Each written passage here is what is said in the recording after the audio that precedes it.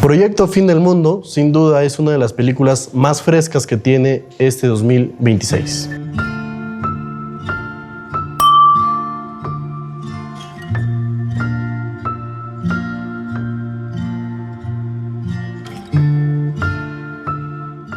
Y lo interesante es que, a la diferencia de muchas películas recientes de ciencia ficción, aquí lo que realmente sobresale no es el espectáculo visual ni la complejidad técnica, sino algo mucho más esencial: la historia.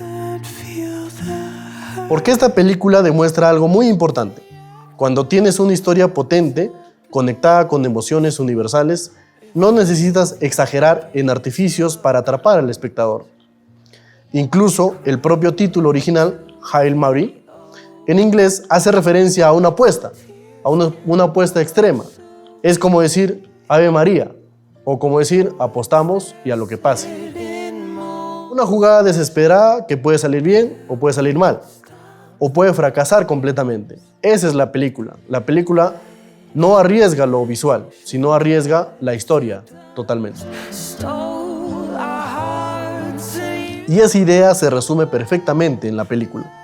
Además, viene de una obra escrita por el mismo autor de The Martian, y eso se siente en la forma en la que mezcla la ciencia ficción, la supervivencia y la humanidad. Recuerden eso, la humanidad. La película inicia con algo muy simple pero muy efectivo. Un hombre despertando solo en una nave espacial. Ese hombre es Ryan Grace, el Dr. Grace. Y durante los primeros 15 minutos, la película hace algo muy difícil de lograr bien: explicar mucho sin sentirse pesada. Recordemos que es una película de 2 horas y media, y en más o menos 15-20 minutos está explicando toda la base de la película. Grace despierta desorientado, sin recordar completamente quién es, ni por qué está ahí, y mientras intenta reconstruir su memoria, la película utiliza el montaje paralelo con sus flashbacks para que nosotros como espectadores descubramos junto a él la historia. Y esto es algo muy efectivo, ya que el director emplea esto para dar información sutil al espectador y que éste reconstruya la historia poco a poco. Y así conocemos que Grace era un profesor de secundaria que escribió un artículo sobre vida extraterrestre capaz de existir sin agua, y que ese trabajo llamó la atención mundialmente. Poco a poco también entendemos el gran problema. Una de las partículas, llamada antropófagos, están consumiendo la energía de las estrellas, no solamente de nuestro Sol, sino de todas las estrellas que conocemos. Y oh casualidad, hay una sola estrella que no está siendo afectada por estos antropófagos. ¿Por qué funciona tan bien este inicio? Porque aquí la película apuesta por lo más básico del cine: crear un personaje fuerte. Y eso no es sencillo, porque durante varios minutos prácticamente tenemos a un solo personaje sosteniendo toda la atención. Grace funciona porque tiene capas. Es inteligente, es solitario, habla mucho, genera empatía y transmite vulnerabilidad. Incluso hay detalles visuales muy potentes. Cuando recoge los cuerpos de sus compañeros muertos, la recoge junto con todos sus recuerdos, fotografías, cartas, etc. Pero cuando llega a su cubículo, no encuentra nada. Es más, ese detalle lo hace ser un personaje mucho más solitario. Y ahí aparece el primer sentimiento universal de la película: la soledad.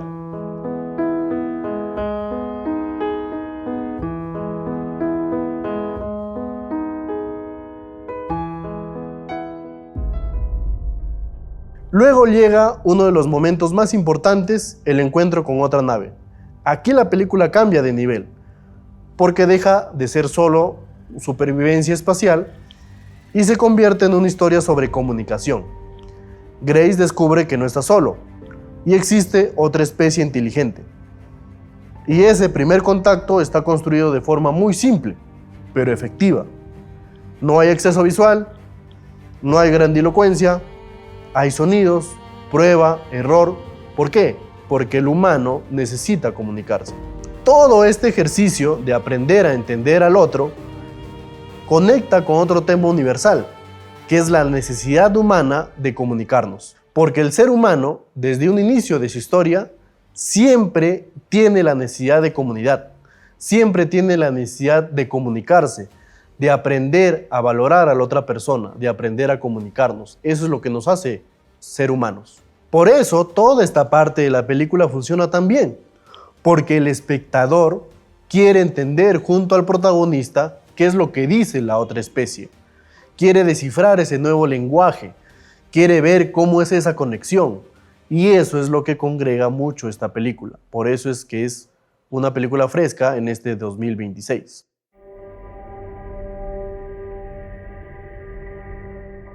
Y cuando finalmente ambos logran comunicarse, aparece otro descubrimiento. El otro ser también vino a salvar al mundo. Su mundo. También perdió a su tripulación. También está solo. Es decir, la película convierte a dos especies distintas en reflejo emocional, una de la otra, y ahí nace la amistad. Muchos comparan esta parte con una versión adulta de E.T., pero aquí hay algo mucho más profundo. No es solo amistad, es aprender que incluso en otro universo, ciertos sentimientos siguen existiendo. Eso es lo que hace bien particular esta película, porque no vemos grandes movimientos de cámara, no vemos planos subjetivos, etc. Simplemente nos concentramos en la historia.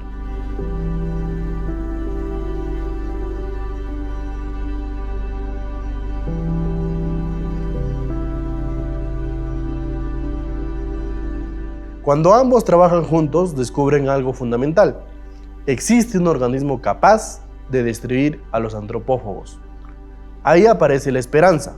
La solución existe, pero llega a implicar un riesgo. Y aquí entra otro tema universal, el sacrificio.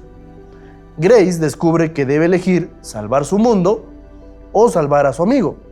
Y es justamente aquí donde la película demuestra su verdadera fuerza narrativa. Porque todo lo que vimos antes prepara esta decisión.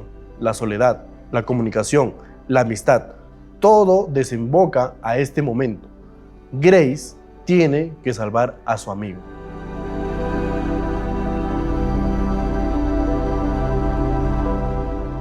Uno de los grandes aciertos del guión está en los diálogos, porque no buscan sonar complicados, buscan decir lo justo.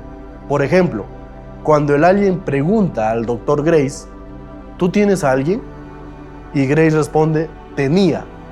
Esa sola palabra guarda una historia completa y después entendemos el porqué. Recuerden esto, porque en los flashbacks descubrimos que él no quería ir a la misión, que fue obligado, que la persona en quien confiaba, en quien amaba, tomó esa decisión por él.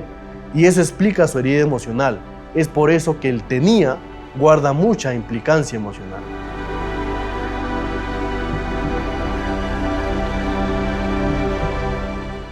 El final tiene algo muy poderoso. Grace no vuelve a la Tierra, se queda en el planeta alienígena y ahí ocurre algo muy hermoso. Ellos construyen un espacio adaptado para que él viva. Lo cuidan, lo aceptan, lo valoran. Y él vuelve a ser lo que fue en la Tierra, un maestro. Enseña a alienígenas pequeños. Eso le da un cierre perfecto al personaje, porque al final encuentra un hogar en donde nunca pensó encontrarlo.